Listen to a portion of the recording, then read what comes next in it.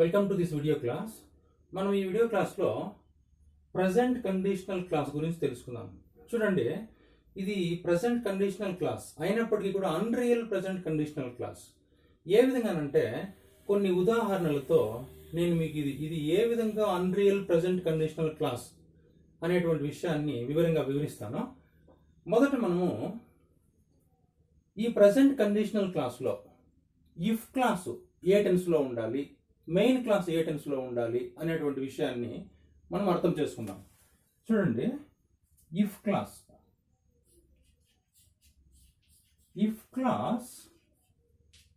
Are subordinate clause or conditional clause. దీనికి 3 పేర్లు ఉందన్నమాట.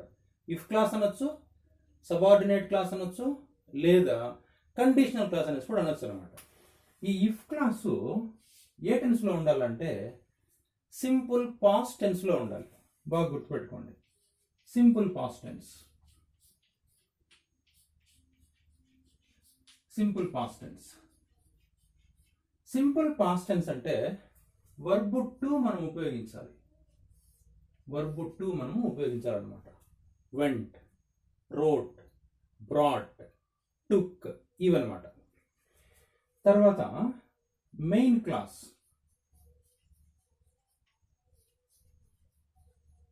మెయిన్ క్లాస్ మనం ఏ టెన్స్లో రాయాలంటే వుడ్ ప్లస్ సింపుల్ ప్రజెంట్ టెన్స్లో రాయాలి. Would plus V1. V1 అంటే ప్రజెంట్ సింపుల్ అనమాట. సింపుల్ ప్రజెంట్ టెన్స్ ఇదనమాట మెయిన్ క్లాస్. ఇప్పుడు కొన్ని ఉదాహరణలతో మనం దీని గురించి పూర్తి అర్థాన్ని తెలుసుకుందాం. చూడండి, subordinate clause simple past tense, if plus simple past tense. If plus simple past tense. If అనే దాన్ని కంజంక్షన్ అంటాము, సబార్డినేట్ కంజంక్షన్ అంటాము. సబార్డినేట్ కంజంక్షన్ ఉండేటువంటి వాక్యము సబార్డినేట్ క్లాస్ అవుతుంది అనమాట. అంటే అసంపూర్ణమైన అర్థాన్ని ఇచ్చేటువంటి వాక్యము అనేసి అంటారు. చూడండి, ఇక్కడ if you worked hard, if you worked harder, మీరు గనుక కష్టపడి పని చేసింటే you would earn more money. You would earn more money. ఈ వాక్యాన్ని బాగా గమనించండి. You would earn more money. would plus V1. చూడండి, would plus V1 present tense, main clause అనమాట. ఇఫ్ క్లాస్ చూడండి, సింపుల్ పాస్ట్ టెన్స్, వర్క్ కు V2 form worked అనమాట. If you worked hard, దీని అర్థం ఏమంటే మీరు మామూలుగా కష్టపడి పని చెయ్యరు, కానీ మనం ఊహించుకుంటూ చెప్తున్నమాట. కాబట్టినే ఇది అన్రియల్ అంటారు. ఊహించుకుని మనము కొన్ని విషయాలను మనము వ్యక్తం చేస్తాం. అటువంటి ఊహించుకుని వ్యక్తం చేసేటువంటి భావనలకు సంబంధించింది unreal present conditional clause. If you worked harder you would earn more money అంటే మీ గురించి ఇతరులు చెప్పేటువంటి విషయం అనమాట. అంటే మీ గురించి అంటే మీ గురించి కాదు, సందర్భానుసారం నేను యూ రాశాను, ఏమి అనుకోకండి ఎవరు కూడా. మీరు కానీ కష్టపడి పనిచేస్తుంటే మీరు ఎక్కువ డబ్బులు సంపాదించిండేవారు అంటే దీని అర్థం ఏమంటే మీరు కష్టపడి పని చెయ్యరు అనేసి అర్థం అనమాట. దీని అర్థం అదనమాట. కాబట్టినే ఇది అన్రియల్ ప్రజెంట్ కండిషనల్ క్లాస్ అనేసి అంటారు. దీనికి ఇంకా ఒక పేరు ఏమంటే ఇంప్రాబబుల్ కండిషనల్ క్లాస్ అంటారు. అంటే ఇంప్రాబబుల్ కండిషనల్ క్లాస్ అంటే సంభవించడానికి అవకాశం లేదు, కాబట్టి ఇంప్రాబబుల్ కండిషనల్ క్లాస్ అనేసి దీని అంటారు అనమాట. ఇంప్రాబబుల్ కండిషనల్ క్లాస్, కండిషనల్ సిసి కండిషనల్ క్లాస్ అనమాట. ఇది దీని అర్థం. తర్వాత ఇది example number 1. Example number 2, if she sang well, ఆమె గనుక బాగా పాడింటే she would get first praise.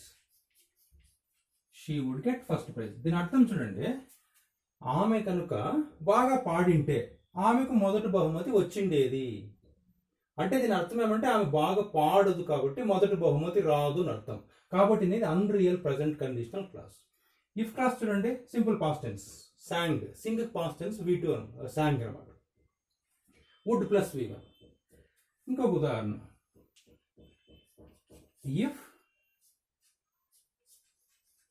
if they played well,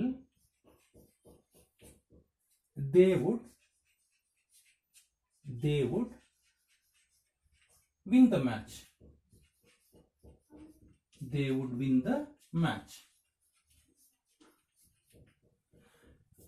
ఇక్కడ చూడండి, వారు మామూలుగా బాగా ఆడరు. మనం ఏం చెప్తాము, వారు కనుక బాగా ఆడింటే వారు మ్యాచ్ విన్ అయ్యిండేవారు. అంటే వాళ్ళు ఆడరు కాబట్టి విన్ కారు ఎప్పుడు అనమాట దీని అర్థం. కాబట్టి ఇది అన్రియల్ ప్రజెంట్ కండిషనల్ క్లాస్ అనమాట. ఈ విధంగా మనం అనేకమైన ఉదాహరణలు రాయొచ్చు అనమాట. పరీక్షల్లో ఏ విధంగా మనకు ఈ ప్రజెంట్ కండిషనల్ క్లాస్ సంబంధించినటువంటి వాక్యాలు ఇవ్వబడుతుంది అనే దాన్ని చూద్దాం. చూడండి, if you worked harder you dash and more money. మనము ఈ విధంగా ఇస్తే సబార్డినేట్ క్లాసును ఆధారంగా ఇది ఏ కండిషనల్ క్లాస్ సంబంధించింది అని తెలుసుకోవచ్చు. సబార్డినేట్ క్లాస్ టెన్స్ చూడండి, సింపుల్ పాస్ట్ ఉంది. మెయిన్ క్లాస్ తప్పనిసరిగా వుడ్ ప్లస్ V1 ఉంటుంది అనేసి మనము గుర్తు చేసుకోవాలన్నమాట. Simple present tense, would plus simple present tense. కాబట్టి దీనికి ఆన్సర్ మనం ఏం రాయాల్సి వస్తుంది, వుడ్ ఎర్న్. ఈ విధంగా మనం సమాధానం రాయాల్సి ఉంటుంది అన్నమాట. ఈ వాక్యాన్ని కానీ మనం చూద్దాం. చూడండి, get, if she song well she dash get first praise. బ్రాకెట్లో ఎప్పుడు కూడా V1 ఇవ్వబడుతుంది అనమాట. ఇప్పుడు ఈ సాంగ్ అనేటువంటి ఈ V2 చూసిన వెంటనే మనము ఇది సింపుల్ పాస్ట్ అంటే ప్రజెంట్ కండిషనల్ క్లాస్ అన్రియల్ అని మనం గుర్తుపట్టచ్చు అనమాట. వెంటనే మనము ఈ స్ట్రక్చర్ తెలుసుకోవాలి. Main clause would plus V1 రాయాలి. షీ వుడ్ గెట్, ఒక మార్క్ వస్తుంది అనమాట ఈ విధంగా రాస్తే. ఇది చూడండి, విన్. ఇక్కడ మనం సమాధానంగా ఏం రాయాల్సి ఉంటుంది, if they played well they dash win the match. They would win the match. ఈ విధంగా మనం సమాధానం రాయాల్సి ఉంటుంది. మనం చాలా ముఖ్యమైన విషయం గుర్తుపెట్టుకోవాల్సింది ఏమిరా అంటే స్ట్రక్చర్స్. ఇఫ్ క్లాస్ ఏ టెన్స్లో ఉండాలి, మెయిన్ క్లాస్ ఏ టెన్స్లో ఉండాలి. తర్వాత మరికొన్ని ఉదాహరణలతో మనము ఈ టెన్స్కి సంబంధించిన వాక్యాలను బాగా అర్థం చేసుకుందాము. చూడండి,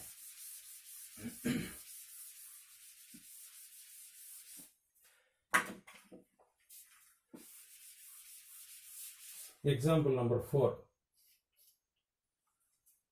If I gave you money,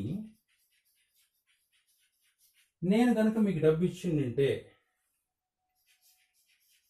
you would go to Bangalore.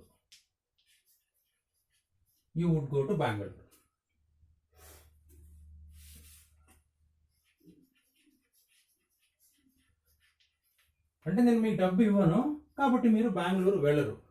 If I gave you money, simple past tense, you would go to Bengaluru. తర్వాత number 5. If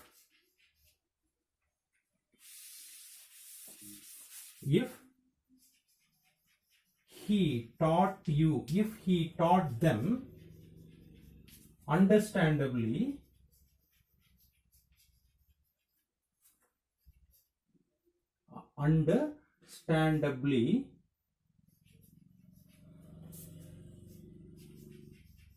they would get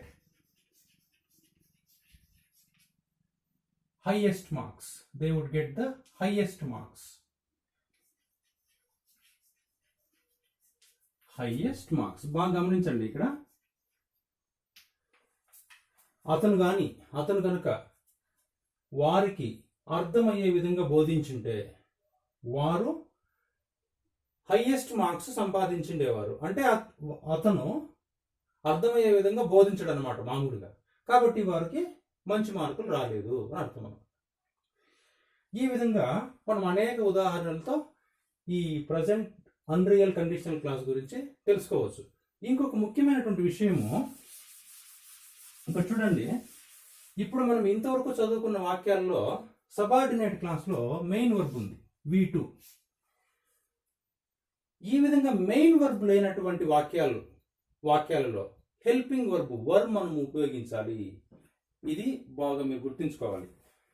నేను అందుకే ఇక్కడ మీకు స్పేస్ కూడా వదిలిపెట్టాను. చూడండి ఇక్కడ స్పేస్ ఏమనంటే అది మెయిన్ వర్బ్ లేనటువంటి వాక్యాల్లో సింపుల్ పాస్ట్కి సంబంధించింది ఉపయోగించాలి. సబార్డినేట్ క్లాస్లో. మెయిన్ క్లాస్ మామూలు వుడ్ ప్లస్ V1 ఉంటుంది అనమాట. మరికొన్ని ఉదాహరణలతో దాన్ని నేను మీకు వివరిస్తాను. ఇక్కడ చూడండి, సబ్జెక్ట్ ఏదైనా ఉంది, I, you, we, they, he, she, it ఏదైనా ఉంది, ఇక్కడ మనము వరే ఉపయోగించాలి. వాజ్ ను ఉపయోగించనే కూడదు, తప్పు అవుతుంది. కాబట్టి సబ్జెక్ట్ ఏది కానీ వర్నే మనం ఉపయోగించాలి. If I were, if you were, if she were, if he were, if they were ఏది కానీ వర్రే మనం ఉపయోగించాలి. ఎందుకంటే ఇది ఇమాజినేషన్ అనమాట. మనం ఊహించుకొని మన భావాలని వ్యక్తం చేస్తాం కాబట్టి ఇక్కడ వర్రే మనం ఉపయోగించాలి. ఇప్పుడు ఇక్కడ చూడండి, if he were, if he were very rich, అతను కానీ చాలా ధనవంతుడు అయిందంటే he would help us. He would help us. అతను కానీ ధనవంతుడు, if he were very rich, చాలా ధనవంతుడు అంటే అతను మనకు సహాయం చేసిండేవాడు. చూడండి ఇక్కడ మెయిన్ వర్బ్ లేదు కాబట్టి ఇక్కడ హెల్పింగ్ వర్బ్ మనం రాసాం. V2 ఇక్కడ లేదు కాబట్టి హెల్పింగ్ వర్బ్ వర్ రాసాం. ఇక్కడ చూడండి main clause would plus V1 present టెన్స్లో ఉందన్నమాట. ఇంకొకటి, if I were a bird, I would fly high in the air. I would fly high in the air. నేను కానీ పక్షి ఏంటంటే గాలిలో విహరించేటువంటి దాన్ని అదనమాట. ఈ విధంగా if it were cheaper, she would buy that computer.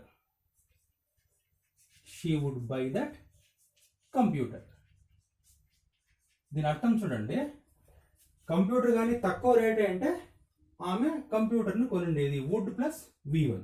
It అంటే ఇక్కడ కంప్యూటర్ అనమాట. If it were cheaper she would buy that computer. If you were a cat you would kill the rat.